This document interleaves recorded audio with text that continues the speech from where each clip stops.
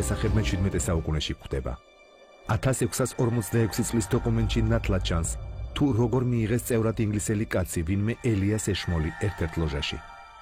1717 წლის 24 ივნისს კი ინგლისის 4 ლურჯი ლოჟა შეიკრიბა ლონდონის წმინდა პავლეს საკათედრო ტაძრის ეზოს ტერიტორიაზე, ტავერნაში და შეიქმნა მსოფლიოში პირველი დიდი ლოჟა, რომლის დიდ ოსტატად ენტონი სოიერი აირჩიეს.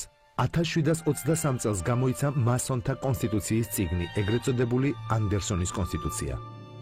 1751 წელს ინგლისში ალტერნატიული დიდი ლოჟა შეიქმნა, რომელიც არ აღიარებდა იმ სიახლეებს, რომელიც მასონურ ორგანიზაციაში ინერგებოდა, თუმცა 62 წლის შემდეგ, 1813 წლის 27 დეკემბერს ეს ორი დიდი ლოჟა გაერთიანდა და ჩამოყალიბდა ინგლისის გაერთიანებული ლოჟა, სახელწოდებით იგდლი. ამ პერიოდისთვის დიდი ლოჟები უკვე ევროპის მრავალ სახელმწიფოში იყო ჩამოყალიბებული და მიუხედავად იმისა, რომ მასონური ლოჟები არ არის ცენტრალიზებული და დამოუკიდებლობის ხარისხი გააჩნიათ, ინგლისის გაერთიანებული დიდი ლოჟა მაინც ითვლება მსოფლიოს მასონთა დედა ლოჟად.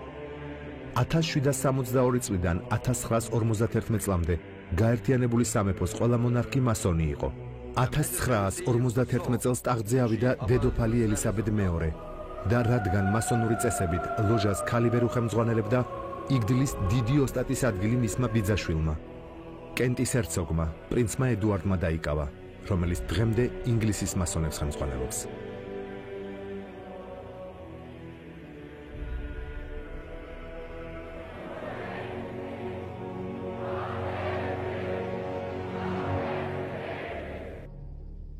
მასონური ორგანიზაცია ამერიკაშიც გავრცელდა.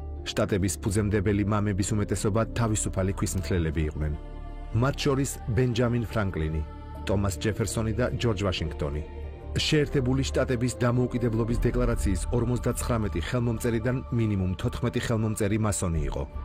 მასონები ამტკიცებენ, რომ ამერიკის პირველი პრეზიდენტი ჯორჯ ვაშინგტონი დიდი ლოჟის დიდი ოსტატი იყო და ქალაქ ვაშინგტონის საძირკველში პირველი ქვაკუთხედი სწორედ მასონური რიტუალით იქნა ჩადებული. დღეს მსოფლიოში 5 მილიონზე მეტი მასონი ცხოვრობს, აქედან 2 მილიონზე მეტი ამერიკის შეერთებულ შტატებში.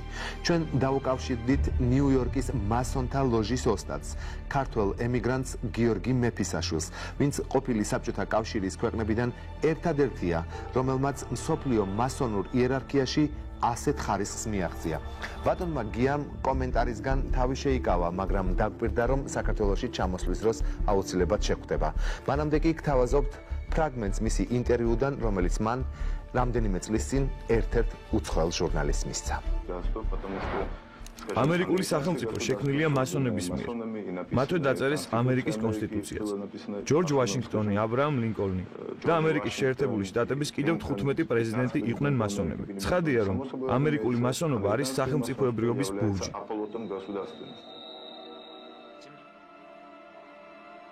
საქართველოს დიადი ლოჟა ოფიციალურად 2015 წლის 14 მარტს დაფუძნდა. იგი წარმოადგენს ერთადერთ მასონურ გაერთიანებას, რომელიც რეგისტრირებულია საქართველოს კანონმდებლობის დაცვით. ორგანიზაციაში გაწევრიანებულია 6, ეგრეთ წოდებული ლურჯი ლოჟა. მათი სახელწოდებებია: წმინდა თამარ მეფე, მეფე დავით აღმაშენებელი, გიორგი ბრწყინვალე, იოანე პეტრიცი, გრიგოლ პირველი ბაგრატიონი და აღმოსავლეთის ვარსკვლავი. ჯამში ამ ორგანიზაციებში გაწევრიანებულია 50-მდე ადამიანი. წელს იგეგმება კიდევ 2 ახალი ლოჟის დაფუძნება ბათუმსა და ქუთაისში. ჩვენი ხლა ვიმყოფებით ერთ-ერთ მასონურ ტაძარში. ეს არის ის ადგილი, სადაც ჩვენი ძმები, მასონები ატარებენ მათ რიტუალურ მუშაობას. თქვენ ხედავთ რამოდენიმე შანდალს, სვეტს, რომელიც არის ჩვენი ორდენის საკმაოდ მნიშვნელოვანი კომპონენტი, აღნიშნავს სილამაზეს, სიბრძნეს და ძალას. თქვენ ხედავთ კვადრატისებულ იატაკს, რომელიც აღნიშნავს ცხოვრებაში ცვლადობას, თეთრსა და შავს შორის. თქვენ ხედავთ რამოდენიმე ჩვენი ძმის წინსაფარს, რომელსაც აპრონი ეწოდება. ასევე ოფიცერის რეგალიას, რიტუალები სად ტარდება აქ? რიტუალური მუშაობა ტარდება ტაძარში. რიტუალური მუშაობის დროს ძმები იკრიბებიან, ტარდება როგორც სამეცნიერო მუშაობა, ასევე ტარდება კონკრეტული აი ეს რიტუალური მუშაობა. რიტუალი რას წარმოადგენს? რიტუალი არის უბრალოდ გარკვეულ მოქმედებათა სისტემატიზაცია, მას არანაირი კავშირი რელიგიურ რიტუალთან არ გააჩნია. ასევე წარმოგიდგენთ ჩვენ საკურთხეველს, ჩვენ ახლა ვიმყოფებით ლოჟის აღმოსავლეთით. სამი მთავარი კომპონენტი, რომელიც უნდა იყოს ლოჟაში, ეს არის წმინდა წიგნი, ბიბლია, ფარგალი და გონიო. მათ გარეშე რიტუალური მუშაობა არ ტარდება. რახან ჩვენ ვიმყოფებით ერთ-ერთ ტაძარში, სადაც ყავს ძმა მასონები, რომლებიც მიეკუთვნებიან სხვა კონფესიებს, მათ შორის მუსულმანი ძმები ყავს და იუდაისტი ძმები ყავს, ამიტომ წარმოდგენილია მათი წმინდა წიგნებიც.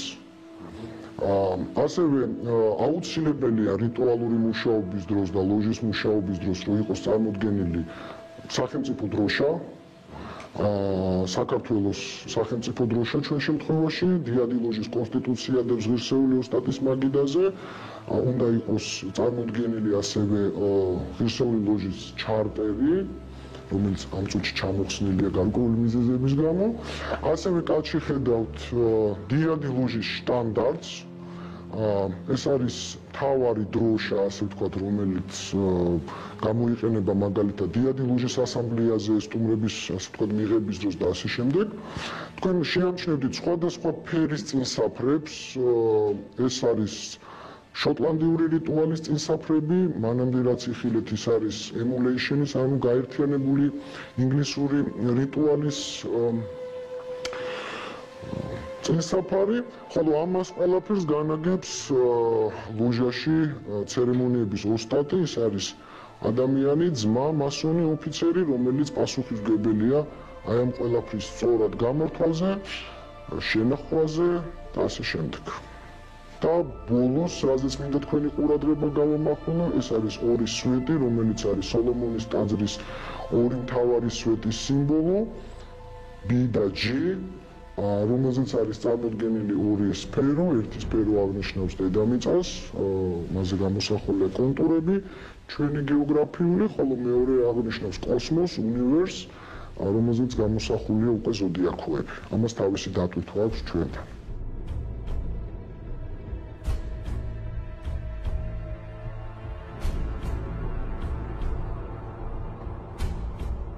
მასონურ ორდენში არის გაწევრიანებული სხვადასხვა პროფესიის, სხვადასხვა კონფესიის ადამიანი, მათ შორის რა თქმა უნდა, გაწევრიანებული არიან ისეთი ადამიანები, რომლებიც საკუთარ სახელმწიფოებში წარმოადგენენ ადგილობრივ ელიტას. ეს ელიტა შედარებით უფრო ჩანს, შესაბამისად ჩვენს საზოგადოებას ყოველთვის რჩება შთაბეჭდილება, მასონურ ორდენში მხოლოდ ძლიერნი ამა ქვეყნისა არიან გაწევრიანებული. თუმცა მასონური ორდენი არის ღია გულისხმობ ყველა პროფესიისთვის. ეს შეიძლება იყოს ავტობუსის მძღოლი, ექიმი, მხატვარი, პოეტი. იმ ადამიანებზე ვიზეთ საუბრობ საზოგადოება, ეს არის რა თქმა უნდა ჩვენი წევრები, ბანკირები, სამეფო ჯარის წარმომადგენლები, სხვადასხვა დიაგნოზას ხელმძღვანელობს ამა თუ იმ სახელმწიფოს მონარქი. ესეთებია მაგალითად შვედეთი, ესეთია დანია, პირველ რიგში ესეთი არის დიდი ბრიტანეთი, თუ ქალბატონია მონარქი, მაგ შემთხვევაში მისი ასე ვთქვათ, უახლოესი ნათესავი მამაკაცი, რომელიც ხელმძღვანელობს ორდენს. თუმცა მითი, რომ მასონურ ორდენში მხოლოდ, როგორც უკვე ვახსენე, ძლიერნი ამა ქვეყნის არიან, ეს მითი არ შეესაბამება რეალობას. საქართველოს მასონთა ლოჟის შექმნამდე ქვეყნის ტერიტორიაზე მასონური აქტივობა მიმდინარეობდა. საქართველოს რამდენიმე მოქალაქე მიღებულ იქნა კიდეც ლოჟაში რუსეთის ფედერაციაში, შემდგომ სხვა იურისდიქციებშიც. 2009 წლიდან პროცესი უფრო გააქტიურდა. სხვადასხვა ქვეყნის იურისდიქციებში გამოთქვამდნენ ირიბ თუ პირდაპირ ინტერესს სომხეთის, რუსეთის, ვაშინგტონის და ავსტრიის დიადი ლოჟები. მოგვიანებით ჩვენი თანამოქალაქეების ერთმა ჯგუფმა ჩამოაყალიბა საინიციატივო ჯგუფი, რომელიც სხვადასხვა მასონური იურისდიქციის დახმარებით ეცადა ლოჟის დაფუძნებას საქართველოში. ამ ჯგუფის წევრები სხვადასხვა ქვეყნის ტერიტორიაზე დაფუძნებულ ლოჟებში გაწევრიანდნენ. საბოლოო ჯამში კი ქართველი მასონები სხვადასხვა იურისდიქციიდან გაერთიანდნენ ერთ საერთო და ეროვნულ ჯგუფში. ამისთვის მათ მოუწიათ დაეტოვებინათ სომხეთის, თურქეთის, უკრაინის და სხვა ქვეყნების დიადი ლოჟები. ამ ჯგუფმა ყველა დიად ლოჟას მიმართა, რომელიც დაინტერესებული იყო საქართველოს მხარდაჭერით, ჩართულიყო ქართული ეროვნული მასონური ორგანიზაციის დაფუძნებაში. ამავე პერიოდში რუსეთის დიადმა ლოჟამ დააფუძნა მასონური დისტრიქტი კავკასია, რომელშიც შედიოდა ქართული ლოჟა მოსკოვში, ქართული ლოჟა თბილისში და აფხაზური ლოჟა სოხუმში. აღნიშნული ლოჟების დახმარებით და რუსეთის დიადი ლოჟის მიერ ჩატარებული კონსეკრაციის საფუძველზე, რომელსაც სხვადასხვა ქვეყნიდან მოწვეული სტუმრები ესწრებოდნენ. ქართველ ქვისმთლელთა ჯგუფმა 25 წევრის შემადგენლობით საქართველოს დიადი ლოჟა დააფუძნა. ეს არის ჩვეულებრივი ორგანიზაცია, საძმო, რომელსაც აქვს თავის პატარა საიდუმლოებები. ეს საიდუმლოებები ნებისმიერ გაერთიანებას აქვს უფლებამს ეს ამ ტიპის საიდუმლოებების ქონის. უბრალოდ მასონები უფრთხილდებით რაღაც გარკვეულ ღირებულებებს. ჩვენთან არავის არ კლავენ სისხლის სამართლის დანაშაული, ესე ვთქვათ, არ მოქმედებს. ჩვენთან მოქმედებს მორალური კოდექსი, რომელსაც ყოველი მასონი ძმა ვიცავთ ძალიან კაცრად. თუ სხვა კლუბები, რომელიც ბევრი არიან, თანამედროვე მსოფლიოში არიან ღიები, მასონური საძმო არის ოდნავ განსხვავებული იმით, რომ ძალიან თქვენი კითხვიდან გამომდინარე, აქვს რამდენიმე რაღაც საიდუმლოც არ ქვია, უბრალოდ არის ის ურთიერთობის ფორმები, რომელსაც არ ვაფიშირებთ. აი ეს არის ის განმასხვავებელი მთავარი და რასთავარი ეს მორალური პრინციპები, რომელთა ბაზაზეც შეიქმნა ეს საძმო. მასონები თავის წარმოშობას შუა საუკუნეებს უკავშირებენ. ჯვაროსნული ლაშქრობების ხანაში იერუსალიმში წმინდა მიწაზე რაინთა ორდენი ჩამოყალიბდა, ტამპლიერები, ანუ ტაძრელი რაინდები, რომლებიც ქრისტიანული რწმენის ყველაზე თავდადებულ მცველებად ითვლებოდნენ. ორდენი 9 ფრანგმა ბერმა ჩამოაყალიბა, რომლებმაც გადაწყვიტეს ხელში აეყოთ მახვილი და დაეცვათ ერთმორწმუნე პილიგრიმები და ეკლესიის ინტერესები წმინდა მიწაზე. მე-14 საუკუნის დასაწყისისთვის ტაძრელები ევროპის ერთ-ერთ ყველაზე გავლენიანი და ძლიერი ორდენი გახდა. ტამპლიერებზე მრავალი ლეგენდა დადიოდა. მათ გააჩნდათ საკმაოდ ძლიერი სამხედრო ქვედანაყოფები. ზოგი მკვლევარი ასახელებს რამდენიმე ათეულ ათას, თუმცა რაინთა რაოდენობა 2000 არსებობდა. ცნობილია, რომ პირველად სწორედ ამ ორდენმა დანერგა საბანკო მომსახურების სისტემა, მათ შორის კრედიტის გაცემის მექანიზმები. სესხს კი სამეფო ოჯახები იღებდნენ. 1307 წელს საფრანგეთის მეფემ ფილიპე ლამაზმა გამოსცა საიდუმლო განკარგულება ყველა ტამპლიერის დაპატიმრებისა და მათი ქონების ჩამორთმევის შესახებ. ამისთვის მან 1313 წლის 13 სექტემბერს რაინთა ხელმძღვანელობა მოიწვია. მათ შორის ორდენის დიდი მაგისტრი ჟაკ დე მოლე და ის სიკვდილით დასაჯა. მეფე ფილიპმა ბევრს ვერაფერს მიაღწია, რადგან რაინთა უმეტესობა ხელიდან დაუსხლდა და მისმა მსტოვრებმა ვერც განძი იპოვეს. მე-14 საუკუნიდან დღემდე კი ისმის შეკითხვა, სად წავიდნენ რაინდები და სად გაქრა ტამპლიერების განძი. გადმოცემის მიხედვით ტამპლიერებმა თავი ინგლისში არსებულ ქვისმთლელთა გილდიებს შეაფარეს, ორგანიზებულ პროფესიულ გაერთიანებებს, ერთგვარ სამშენებლო ამხანაგობებს, რომლებშიც მათ შეიტანეს რაინდულ რელიგიური რიტუალების ტრადიცია და ფული. მალე ლოჟებში გაწევრიანება დაიწყეს ინკვიზიციის მიერ დევნილმა ინტელექტუალებმა და ჯენტლმენებმა. უბრალო ქვისმთლელთა საძმოს წევრობა ცოტახანში არისტოკრატიულ მოდად გადაიქცა. ასე ჩამოყალიბდა მასონთა პირველი ლოჟები. თავარი, რაც ამ გაერთიანებებს გამოარჩევდა, იყო საიდუმლო ცოდნა, ოკულტური გამოცდილება, რომელიც მხოლოდ მასონი ძმებისთვის იყო ხელმისაწვდომი.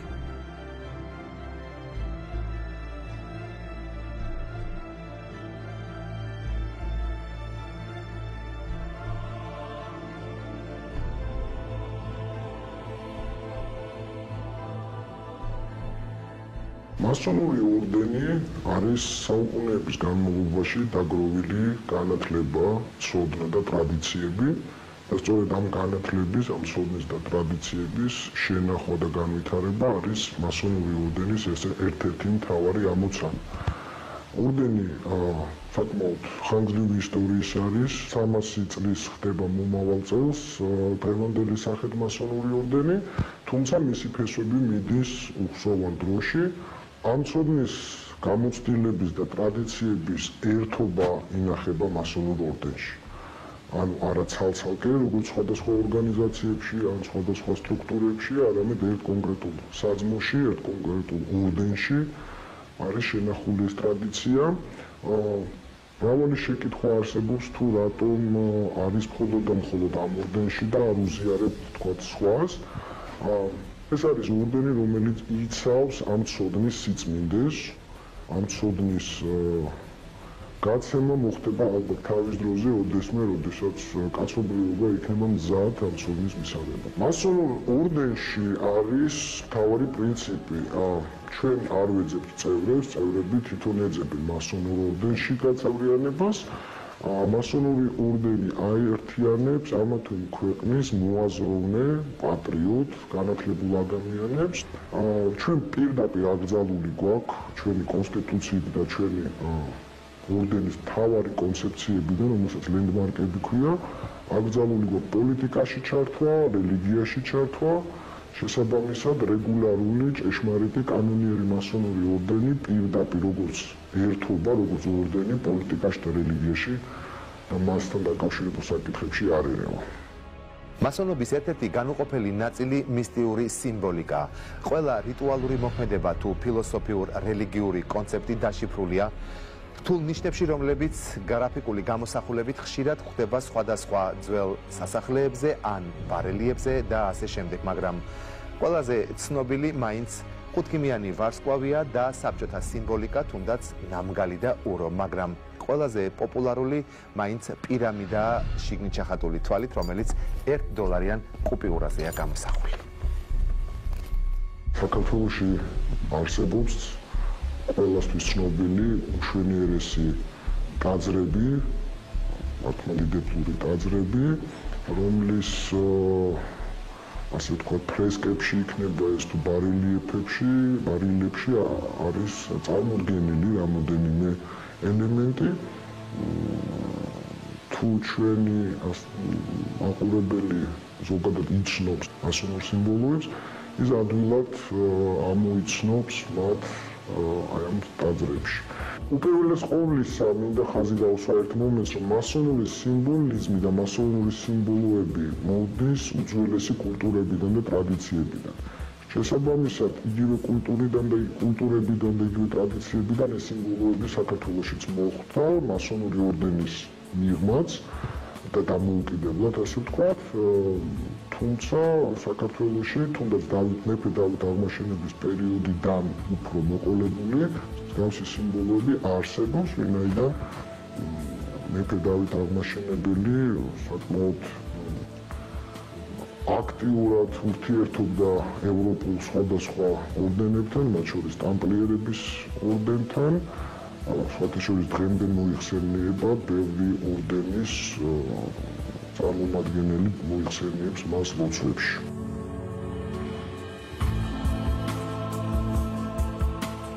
საიდუმლო სიმბოლიკას თავისი ახსნა აქვს, რომელიც ახალ მიღებულ წევრებს გადაეცემათ, მაგრამ ეს მხოლოდ ზედაპირული განმარტებებია.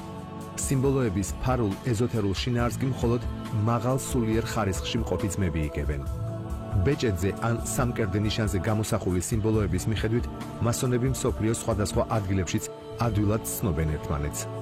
ასეთ დროს ორგანიზაციის წევრებს წესდება ავალდებულებს, რომ თავიანთ კოლეგას პლანეტის ნებისმიერ წერტილში ყველანაირი დახმარება აღმოუჩინონ.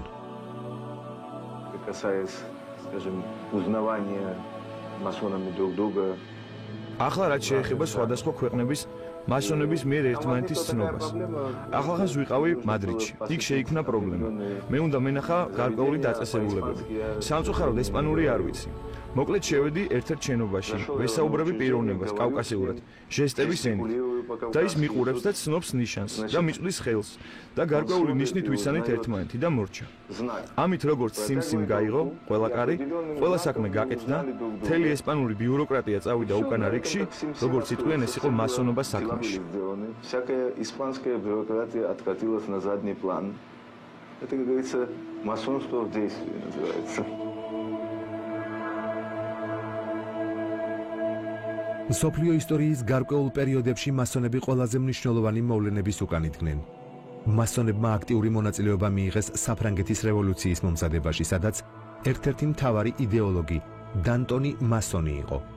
მასონები იყვნენ რუსი დეკაბრისტები, რომლებსაც სახელმწიფო გადატრიალების მოწყობა უკვე რუსეთში უნდოდათ.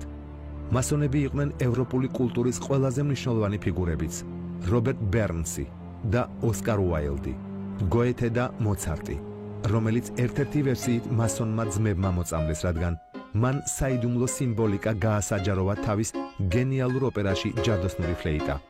მასონი იყო ჯუზეპე გარიბალდი და გრაფი კალიოსტრო, გენერალი კუტუზოვი და რუსეთის იმპერატორი პავლე I, პუშკინი და გრიბოედოვი. თანამედროვე მსოფლიო მასონობაში სულ უფრო მეტ ძალას იკრებს ლიბერალური მიმართულება, რომელიც სარწმუნოებრივ კომპონენტს გამორიცხავს და ლოჟებში ათეისტების გაწევრიანების მომხრეა. პირველი გახმაურებული ანტირელიგიური სვლა ევროპელმა მასონებმა 2008 წლის სექტემბერში გააკეთეს, როდესაც მათ ღია აღშფოთება გამოხატეს ევროკომისიის მაშინდელი ხელმძღვანელის ჟოზე მანუელ ბაროზოს მოხსენების გამო. ბაროზომ ერთ-ერთ კონფერენციაზე გამოსვლისას მომავალი ევროპის მშენებლობაში რელიგიის პოზიტიურ როლზე გაამახვილა ყურადღება. მასონებმა მასთან შეხვედრა მოითხოვეს. შეხვედრა დახურულ კარს მიღმა შედგა. 2010 წელს კი საფრანგეთის დიადი აღმოსავლეთის ლოჟის დიდმა ოსტატმა ჟან მიშელ კიარდემ ბელგიურ გაზეთ სუარში გამოაქვეყნა მოწოდება, რომელშიც იგი ევროკავშირის სტრუქტურებში ეკლესიის გავლენის გაძლიერების წინააღმდეგ ილაშქრებდა. საუკუნეების მანძილზე მსოფლიოს პოლიტიკოსები განსაკუთრებულ საფრთხეს ხედავდნენ ქვისმთლელთა საიდუმლო ორგანიზაციის ძლიერ ფინანსურ შესაძლებლობებში, რომელიც თავად მასონების განცხადებით მილიარდობით დოლარში ადგენს. Приблизительно мы можем сказать, это где-то ეს არის რამდენიმე მილიარდი დოლარი. ამ თანხის დიდი ნაწილი ძირითადად მიდის დახმარებებზე, მაგალითად საბავშვო ბაღების, ინვალიდების ლოჟის მიერ შექმნილ ბევრ სხვადასხვა პროგრამაზე. თუნდაც ნარკომანიის გავრცელების წინააღმდეგ ბრძოლა, ალკოჰოლიზმის პროფილაქტიკა, კრიმინალთან ბრძოლა.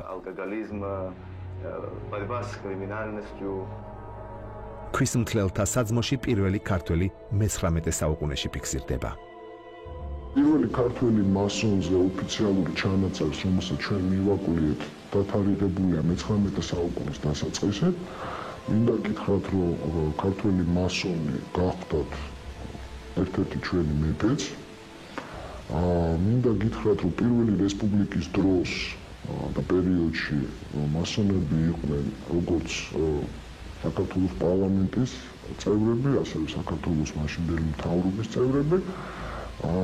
სხვათა შორის უახლოეს დღეებში ვამზადებთ სპეციალური გამოცემა დაიბეჭდება სწორედ ქართველ ძმებზე.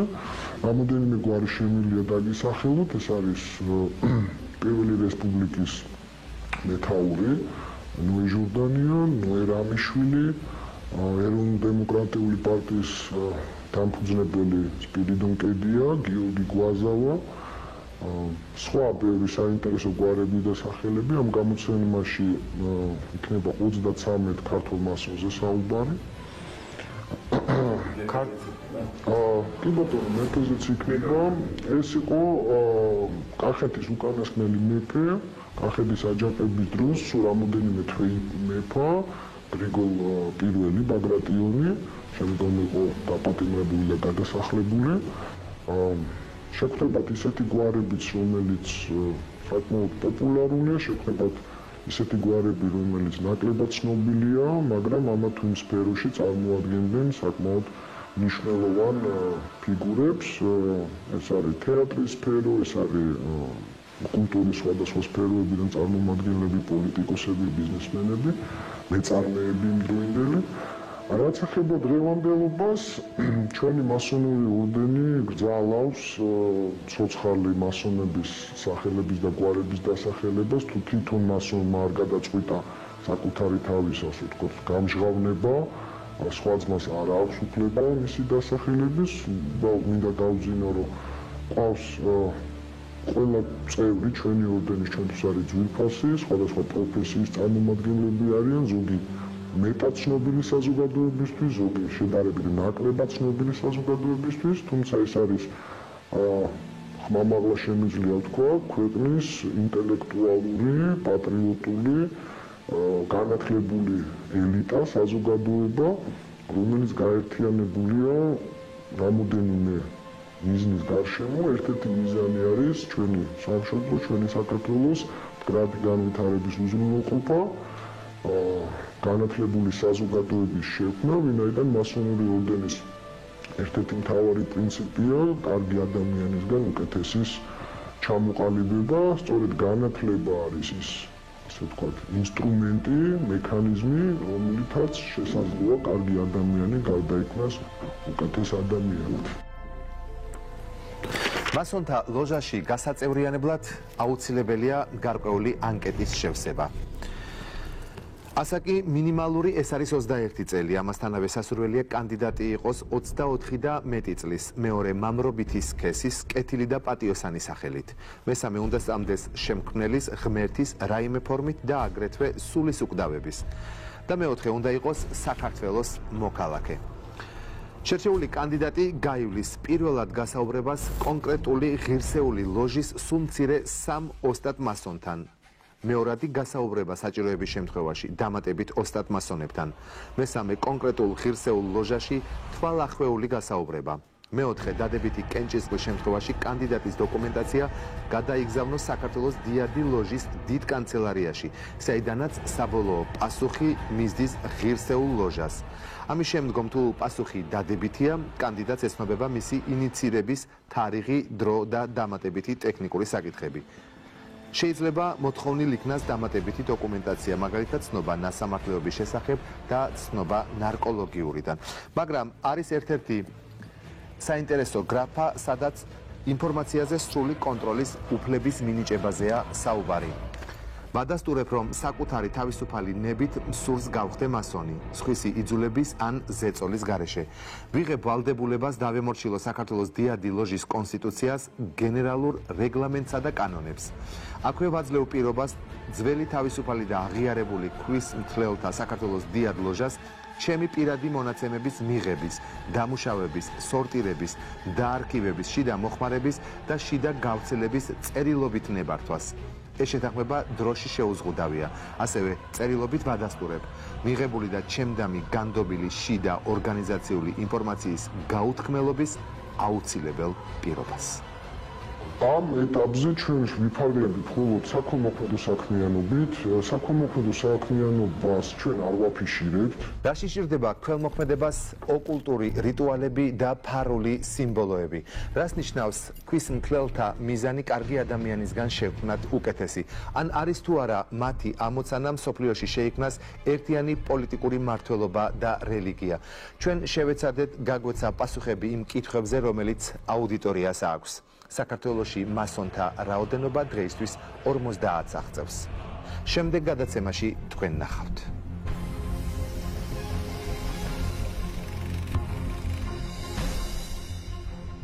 საქართველოს რომელი რეგიონებია ეკოლოგიური რისკის ზონებში, რამ გამოიწვია დედამიწაზე ტემპერატურის მატება და რა ხდება მსოფლიოს მყინვარებზე და მათ შორის საქართველოში. სვანეთი ყველაზე აქტუალური ამ მხრივ არის რაჭის მცირე ტერიტორია და განსაკუთრებით ეს რეგიონი არის ხევი, ყაზბეგის მუნიციპალიტეტი.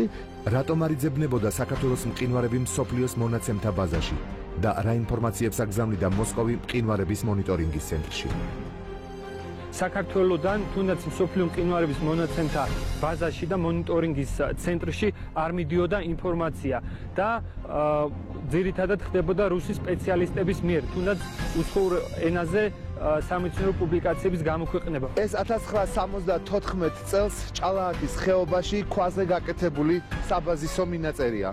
ამ მინაწერის მიხედვით 1974 წელს ყინულოვანი მასა ჯერ კიდევ რამდენიმე მეტრის მოშორებით მდებარეობდა. შემდეგ ეპიზოდში ასევე ნახავთ, რამდენი გრადუსით მოიმატა ტემპერატურა მაჭარაში და სვანეთის რომელ სოფელს მიუვიდა დასკვნა მძიმე ეკოლოგიური მდგომარეობის შესახებ. ეს გადაცემა გრიფით საიდუმლო იყო. ჩვენ ზუსტად ერთ კვირაში მომდევნო 5 შაბათს ამ დროს შევხვდებით ერთმანეთს. მანამდე კი ეკრანზე მითითებულ მისამართებზე თქვენ შეგიძლიათ მოგწეროთ ან გამოგვიგზავნოთ თემები, რომლებიც შესაძლოა ჩვენი გადაცემისთვის საინტერესო და მნიშვნელოვანი იყოს. ასე რომ ერთი კვირით გემშვიდობებით. ნახვამდის.